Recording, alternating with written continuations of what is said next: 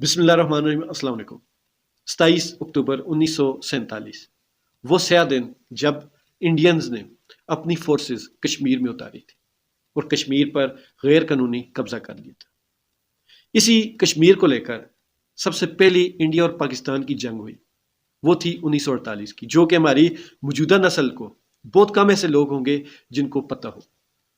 تو اس جنگ میں پاکستان نے، یہ جو پاکستان کا آزاد کشمیر ہے، یہ گلگت بلتستان، یہ پوری جو پٹی ہے، یہ اسی جنگ میں پاکستان نے انڈیا سے واپس لیا تھا۔ اور جب یہ جنگ انڈین آرمی سے کنٹرول سے باہر ہو گئی تو پھر انڈیا بھاگا بھاگا اقوام متحدہ گیا، UN ہو گیا۔ وہاں پر جا کر انہوں نے جنگ بندی کی درخواست دی اور اس شرط پر جنگ بندی ہوئی کہ کشمیریوں کو ان کا حق خود ارادیت دیا جائے گا کہ وہ کس ملک کے ساتھ ہلاک کرنا چاہتے ہیں۔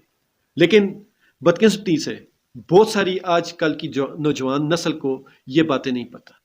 ہم ہمیشہ کشمیر کے ساتھ ہزار یکجہتی کرتے ہیں، ان کے ساتھ کھڑے ہوتے ہیں اور ان کے حق خود ارادیت کی بات بھی کرتے ہیں اور اقوام متحدہ کی قراردادوں کی بات کرتے ہیں۔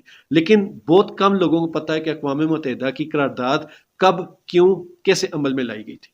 وہ یہی ساری چیز تھی کہ پاکستان کی افواج بھی بہت بعد میں آئی تھیں۔ جو پاکستان کی یہ جو پٹھان اور یہ قبائلی پٹی تھی، یہ سارے کے سارے انفرادی طور پر اپنے زور بازو پر یہ کشمیر کو آزاد کروا کر لے گئے تھے۔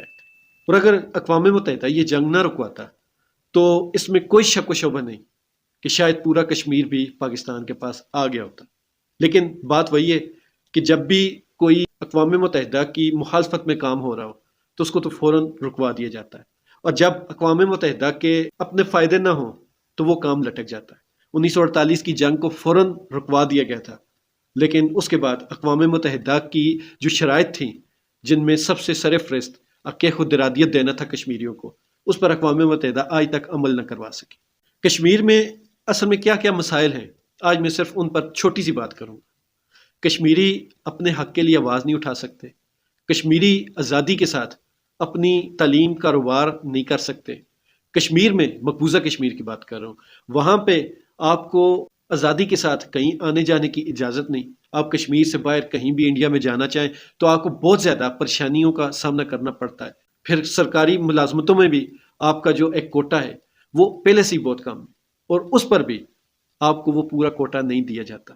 جب بھی آپ حکومت کے خلاف آواز اٹھاتے ہیں تو حکومت پورے کے پورے گاؤں کو گھیرے میں لے لیتی ہے اور ہر گھر کی تلاشی کرتی ہے، اور جو بھی قصوروار ملے اس کو سرے عام سزائیں دی جاتی۔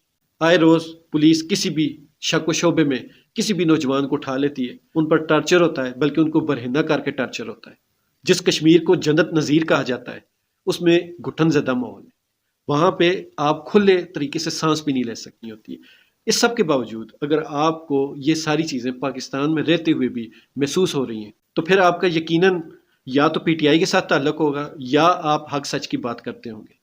تو دونوں طرف چیزوں میں کافی زیادہ مماثلت پائی جاتی ہے۔ یہ جو مماثلت ہے یہ اتفاقیہ ہے، اس میں کسی کی کوئی بدنیتی شامل نہیں ہے، اور میں ہر اس ظلم کی مذمت کرتا ہوں، چاہے وہ وہاں پر ہو چاہے وہ یہاں پر ہو، اور میری دعا بھی دونوں کے لیے ہے۔ اللہ تعالیٰ دونوں کو اس ظلم اور ستم سے بچائے، اور اللہ تعالیٰ دونوں کا حامی و ناصر ہو۔